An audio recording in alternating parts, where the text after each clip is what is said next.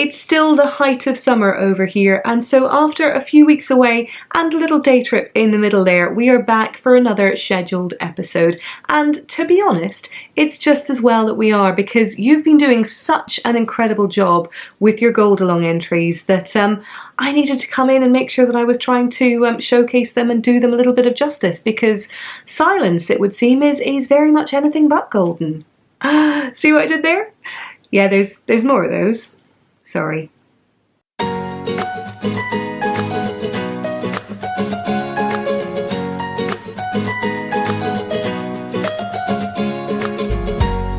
Hello Pickles, and welcome to episode 27 of the Knitting Vicariously podcast. My name is Caroline. I'm found more commonly across Instagram and Ravelry as dunderknit. I am a knitter living in London, and if this is your first time joining us here on the podcast, a huge hello and welcome to you. I really do hope you're well. A little bit of a standard disclaimer up front just to let you know that this is a swearing friendly podcast, and therefore the language, it gets a little bit colourful from time to time. If that's not your bag, I totally appreciate it. This won't be the podcast for you, but thank you so much for giving us a try. However, if you are a long-standing viewer, a short-standing viewer, a sitting down sort of viewer, you are more than welcome back, and I am delighted to see you again. As I mentioned right up front, it has been a very summery few weeks over here. Thankfully, we haven't had quite the temperatures that we'd had in the week running up to my Fibre East vlog, where it did hit the giddying and disgustingly heady highs of I think 38.5 degrees Celsius, which is certainly in excess of 100 degrees Fahrenheit, which is frankly rude in a country that doesn't understand air conditioning in domestic properties and barely understands it in any kind of social environment or setting. So that was gross. Let's be very honest about it.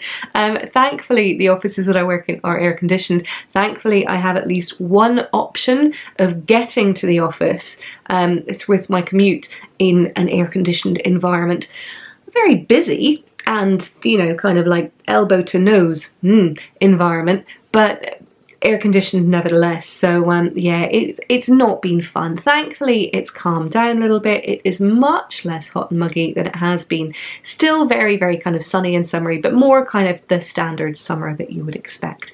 So yeah, that has been delightful, and continuing to do, you know, kind of to wreak havoc a little on my knitting mojo. But I have been doing a little bit more knitting than last time, so that is a good thing all round.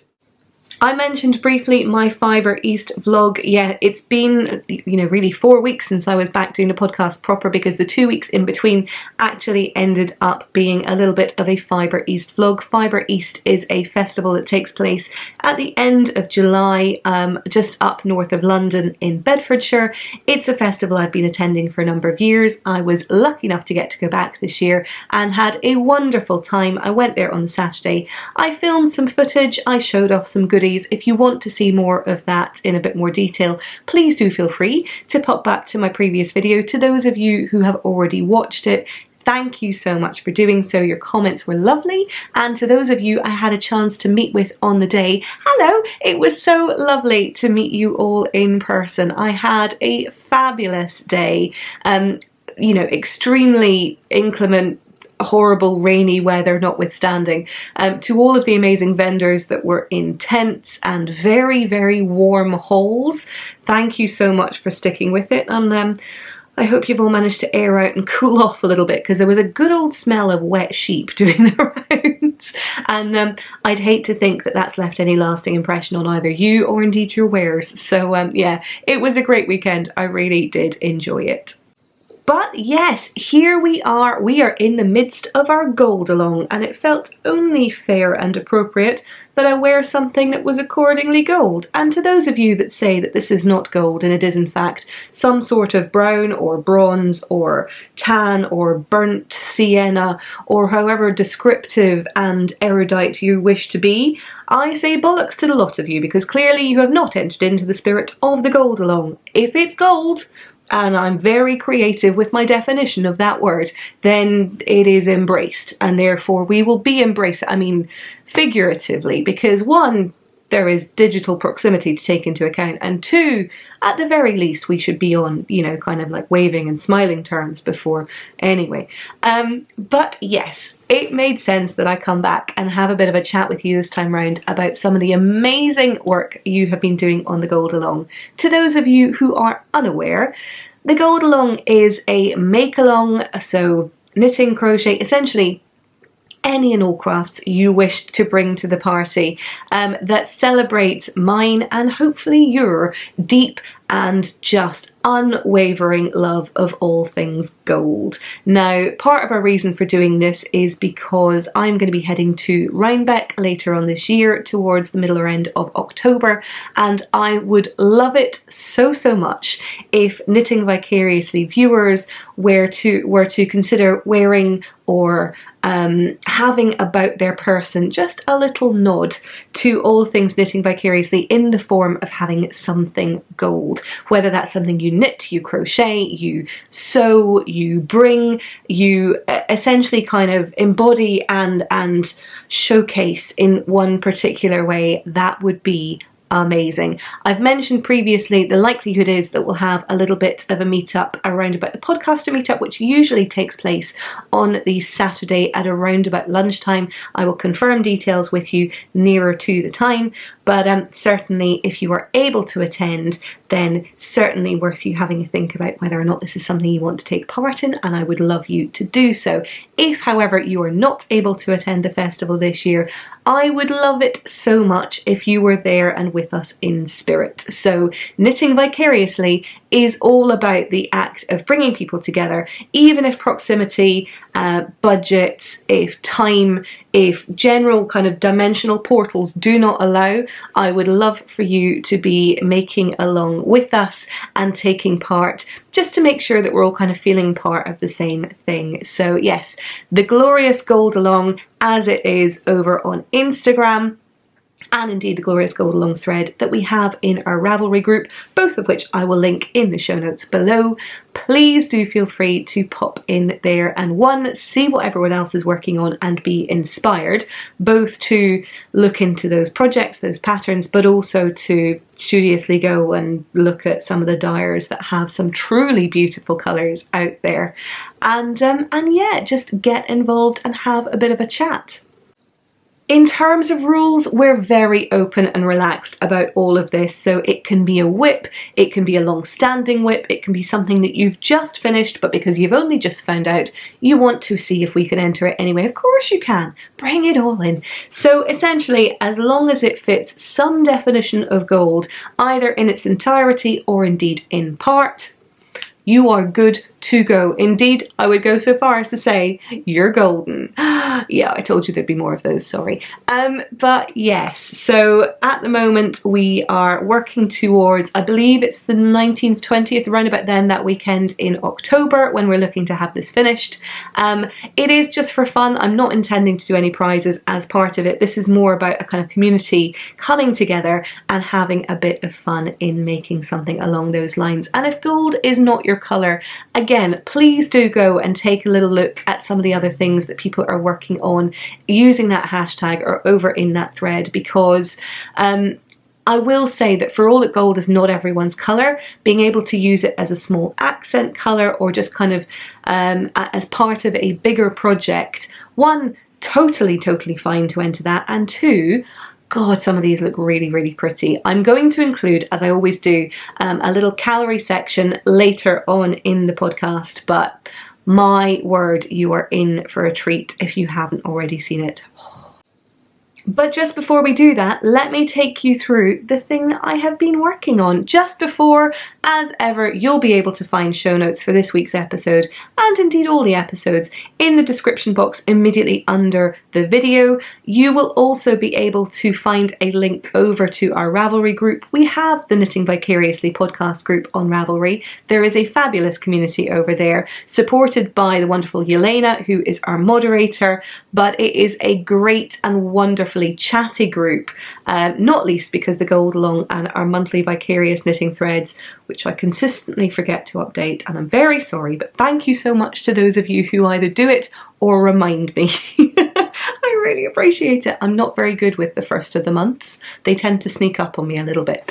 But we have a wonderful group. I would urge you to go along and join and start chatting over there. We also have the Knitting Vicariously podcast account on Instagram, which is where I post every time there's a new episode available, and I leave links and hashtags to all of the relevant makers that are featured as part of this episode.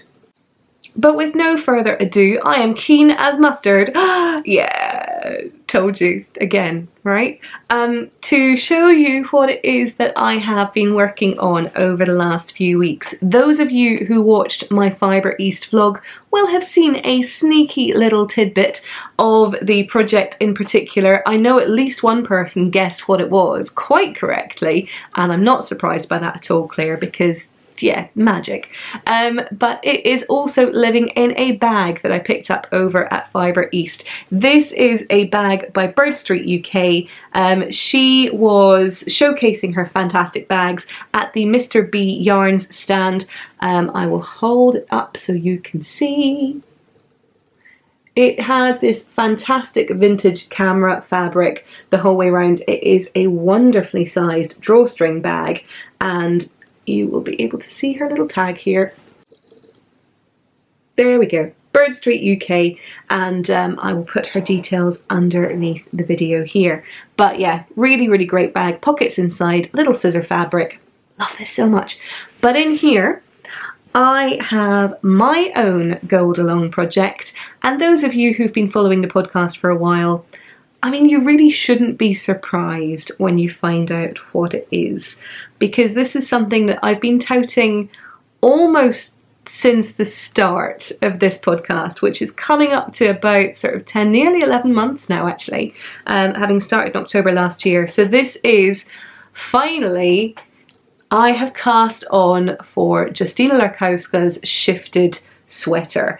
Yes, this is the bottom up boxy pullover. It's the bottom up version of her Shifting sweater, which is all over cables, and isn't it beautiful? Yes, I love this a very many lots. I'm going to put her original picture up here on the screen now, and I mean, yeah, really no prizes for guessing why this caught my attention in the first place, because I am, it would seem, a bearer of very little brain, and therefore and you're going to see a theme with this later on. That's the sad thing, right? So clearly the fact that this is a beautiful sweater was one of the first things to capture my attention. Clearly it was also the colour that it was knitted in. And if you saw my EYF vlog from earlier on this year, you will know that I had a chance to squish the sweater in person. It was a sample that was in Justyna Larkowska's booth, or rather her husband Martin's Lab's booth, because he dyes beautiful yarn, and she was there helping with some of her samples available in there too. And I went up and I squished it. I very nearly stole it. I figured it would have been impolite, although I did wrestle with my conscience for probably longer than is socially acceptable, but I walked away not having purloined it in person. But I knew that it was a sweater that I wanted to cast on, so coming along to the Goldalong, this felt like the perfect time. I have done a fair bit of knitting on this, but really not as much as I need to, given Rhinebeck is currently about, I have a little countdown on my laptop, and I think it's something like 68, 69 days away, which is really just about 2 months. And given this is about 4 weeks worth of knitting, I need to get a fucking hustle on, because I need to knit this and probably one other jumper, and yeah, chance will be a fine thing, but we'll see how we go. So I'm conscious that this looks a little bit small. It will block out a bit bigger, but yeah, I really do love this. In terms of yarn, I am knitting this out of yarn that I have had in my stash for quite some time. In fact, the super eagle-eyed amongst you may have noticed that there's been a little bit of a change and a switch around in some of the cubbies here along the bottom. This one in particular, you may not have spotted this yarn here before, or at least quite in that position. It's not new yarn, I'll come to that in a second, but I did have to do a little bit of reworking to this cubby hole after taking some yarn out, moving it around. I'm having a bit of a de-stash, I might touch on that later on, but it did mean that there was space in this cubby hole for my Highland worsted, which is yarn that I bought at Rhinebeck last year, albeit it was shipped to me separately because they didn't have this base and this colour at the festival, but it was shipped to me separately afterwards by a lovely friend. Thanks, Meredith. But this is the Highland worsted in the zinnia colourway, and it is as neon bright in person as you can see it here on the screen. But one of the sweater quantities that is now missing from that cubby hole is what I am using to knit up this sweater, and this here is some stash yarn, which is Madeline Tosh BFL DK in the glazed pecan colourway, and I mean, this is categorically my definition of gold. I love it so much. This is the perfect sort of tone for me. I've talked at length about the fact that I'm still feeling a little bit uncertain, a little bit wary about supporting Madeline Tosh. Obviously their responses earlier in the year to some of the discussions we were having about diversity and inclusion weren't great.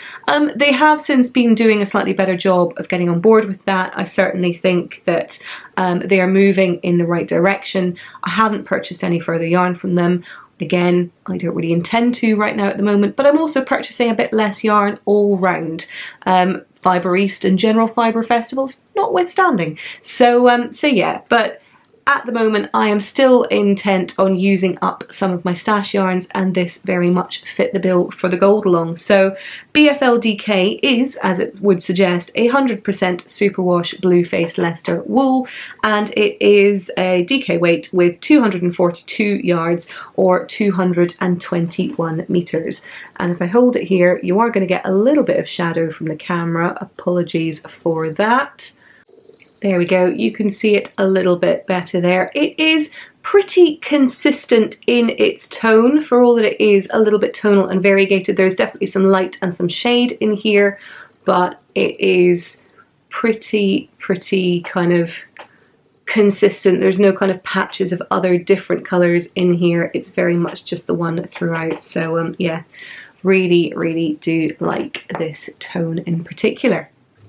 And in terms of how it is knitting up, here you have it. I am knitting the size 45-inch bust, which will give me a little bit less ease than is recommended within the pattern. If I hold it up close, you'll be able to see the cables in a bit more detail. It is all over cabled, so it's also knit in the round. So for all I say it's all over cabled, you do have these panels here that run up the side that are straight panels without the cable twists. There's one of those on either side. And here, because I had to, I do have a progress keeper. And the progress keeper in question is this little guy. This is from the wonderful Hannah, who is the Corner of Craft, and this is my little gold sheep that she gifted me when she came to stay and we went to Unravel Yarn Festival earlier on this year. And if you can't have a special little golden sheep stitch marker for your special gold along cal, I mean, when can you? It's perfect, and it makes me smile every time I finish a round. Not least because I'm actually making progress. Although that is part of it. So yes, so thank you, Hannah. I love this little guy. He is currently a world exclusive, but I'm wondering if maybe if we ask Hannah really nicely, really nicely, I don't know, we'll see. I'll come back to you on that. But in the meantime, this little guy is definitely keeping me company. But yeah, I'm really enjoying working on this at the moment. I am using my Chow Gu needles because those are the needles I always use.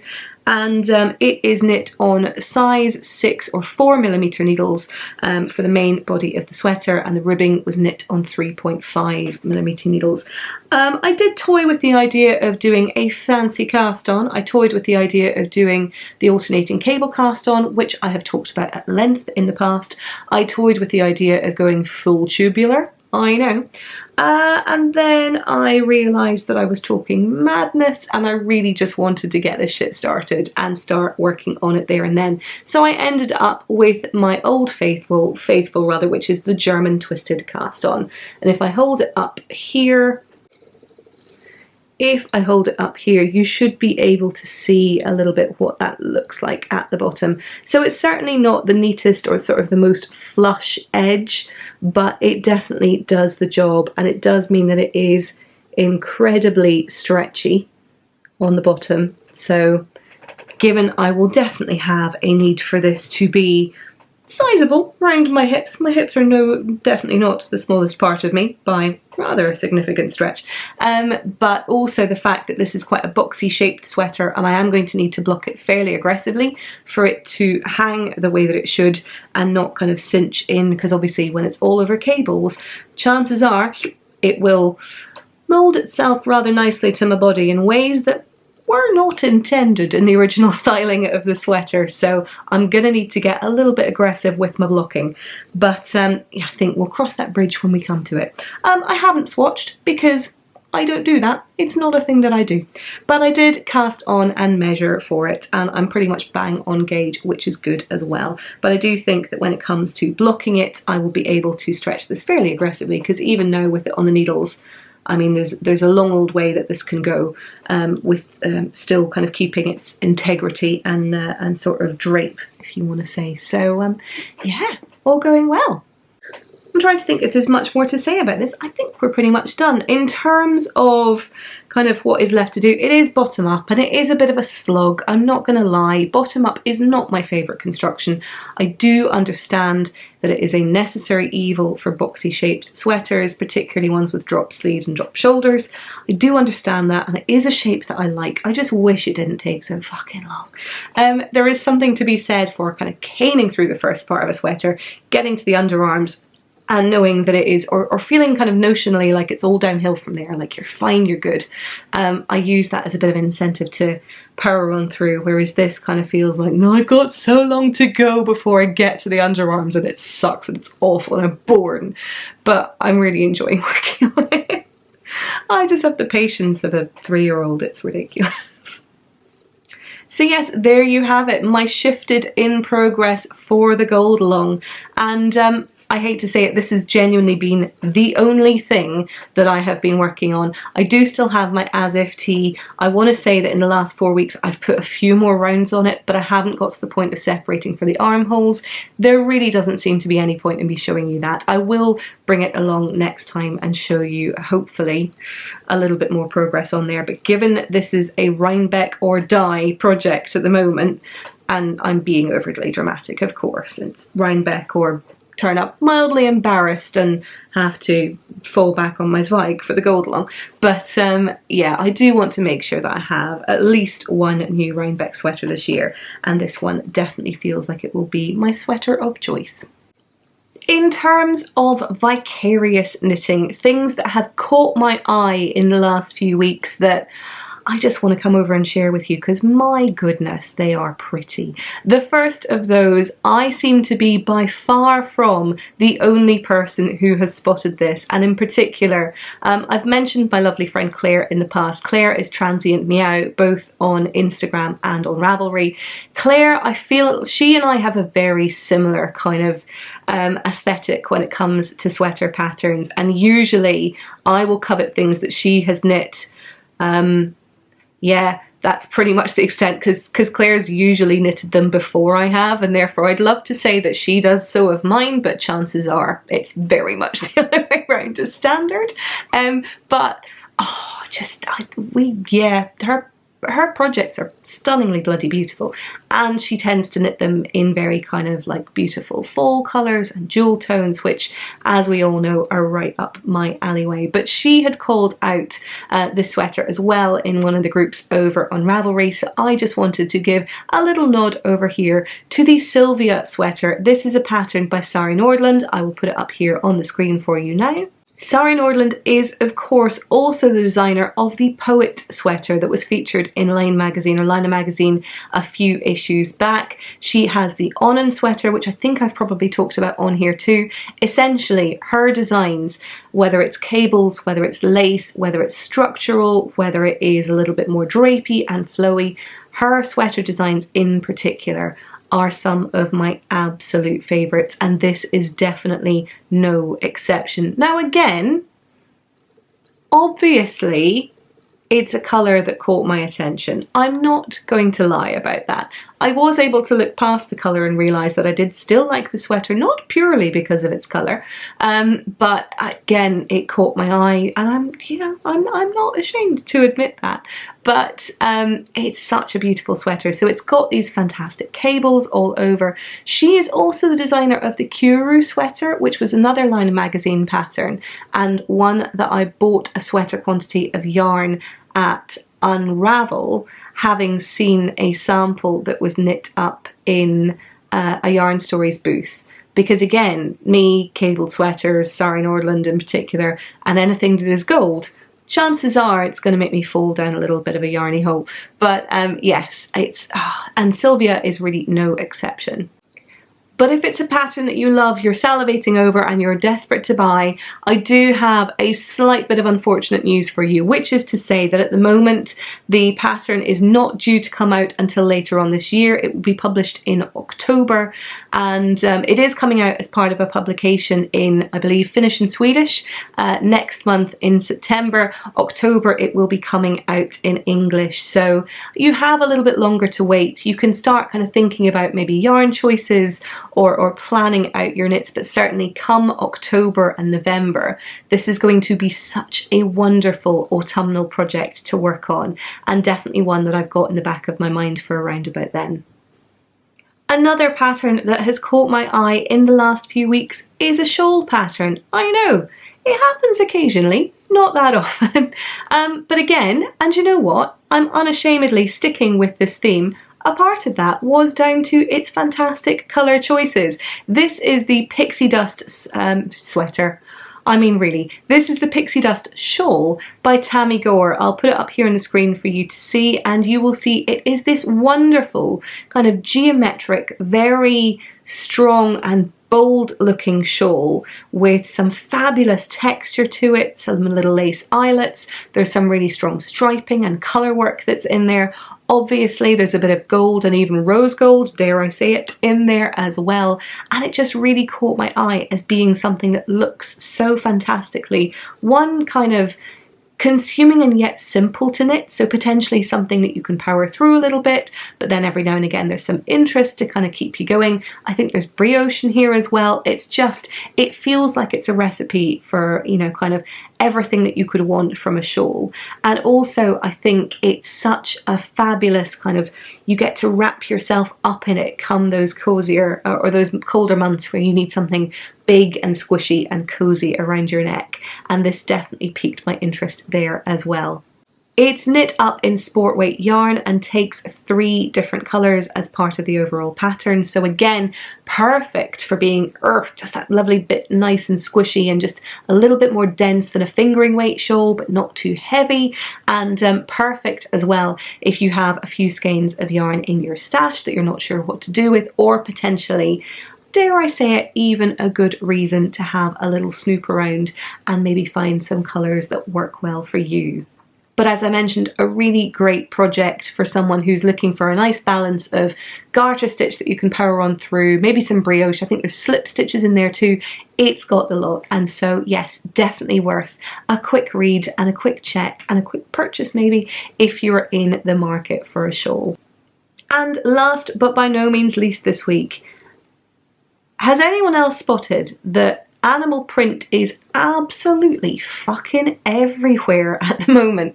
And I say that as someone who, I've never really gone in for animal print. It's never really necessarily felt as part of me, a part of my aesthetic, but I feel like it's sneaking its way into my wardrobe. I bought a shirt for work a couple of weeks back now, and it's kind of, it's funny enough, it's this sort of gold slash tan, depending on how you want to talk, how wrong you are in defining it, and it's a little bit of black in there too, and it's kind of, you know, this kind of abstract, slightly stripy effect. And someone commented on my zebra print shirt the other day, and I was like, oh fuck yes, actually that's very much what it is. I mean, not zebra colours obviously, unless you've got one that's gone into, you know, a nightclub and had like a hideous tanning incident, but at the same time essentially it's zebra stripes but in a different colour. And so yeah, realised that. Might have accidentally bought a leopard print skirt. I mean, that does depend on how broadly you want to define accidentally, but yeah, that's very much a thing that might have happened. And so it shouldn't be surprising that we're starting to see it crop up a little bit more in some of our knitting patterns. Now, again, some wonderful friends of mine who I'm getting to see later on this year when we go to Rhinebeck, there has been a little bit of talk about whether or not we might consider knitting some of these for Rhinebeck itself. And I mean, who am I to stop this from happening? Because one, I want to be in with the cool crowd, and two, it's a leopard print fucking hat, and that is pretty cool. So I'm going to put it up here on the screen for you.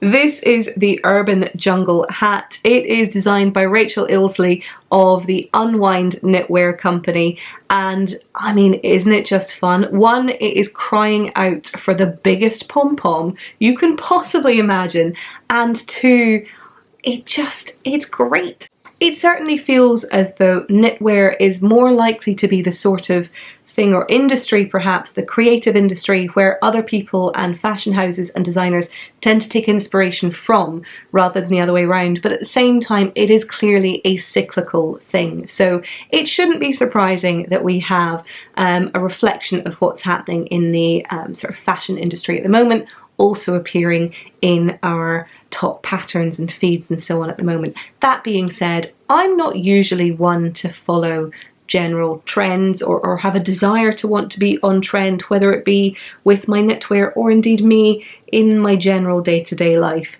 It's not really something that's a big driver for me. But that being said, this is really cute and I really want one.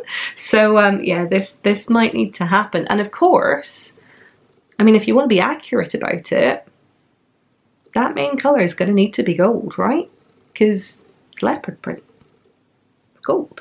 I mean, sure, snow leopards, cloud leopards, I appreciate there are all sorts of different leopards out there. But if you want to go like standard, run-of-the-mill BAU leopard, I mean, it's gold. Soz. Like, it's basically crying out to be part of the goldalong, I think. Yeah. And so those are the patterns that have caught my eye over the last few weeks.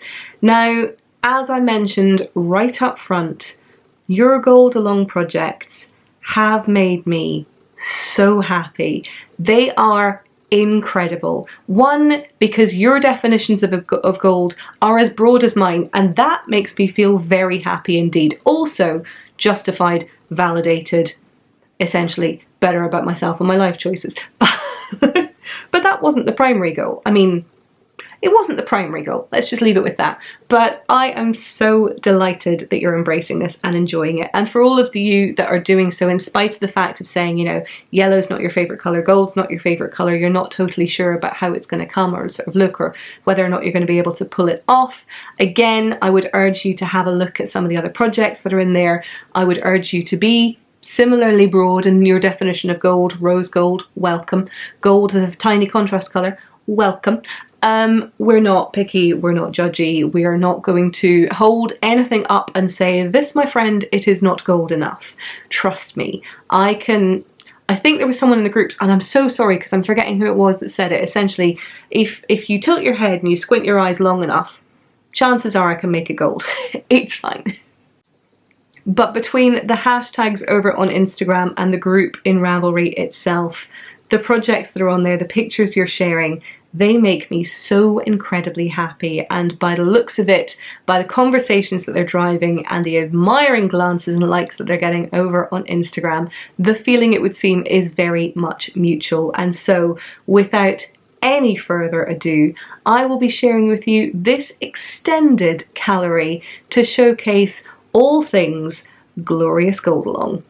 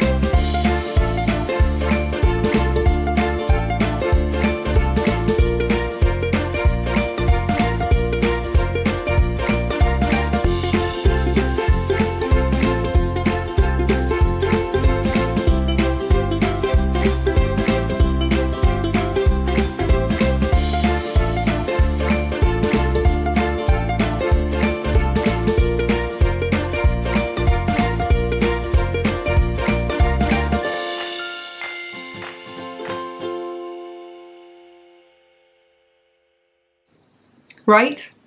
I mean, I told you. I told you, I had to save that picture for last. Honestly, that picture made me make a little tiny involuntary noise that woke up my cat. Like that is how much and how deeply I responded to that picture. So thank you so much to everybody for continuing to work on your Goldalong project. Obviously you've got plenty of time. If you haven't yet cast on, you're more than welcome to come and to do so. You have plenty of time left, a good couple of months before we hit our deadline of Rhinebeck weekend. For those of you that still aren't sure about it, again, as I've said, hopefully that's given you a little bit of inspiration as well. But that is pretty much it with the knitting content for this week. Again, I appreciate it is a slightly shorter episode than we're used to over here. Certainly, I think with a little bit less content, I suspect this is my equivalent of summer operating hours. That, you know, I'll still be here on a fairly regular schedule. I'll just have a little bit less to talk about than I would do in kind of peak knitting season. But at the same time, I am very grateful to you for coming back, for sticking around, and for coming along with me in the meantime. So it only really remains for me to wish you a wonderful rest of day, rest of week. I hope your knitting is keeping you happy and fulfilled, but if for whatever reason it isn't, I hope you have the opportunity to knit vicariously. Keep on keeping on, and I will see you again very soon. Bye.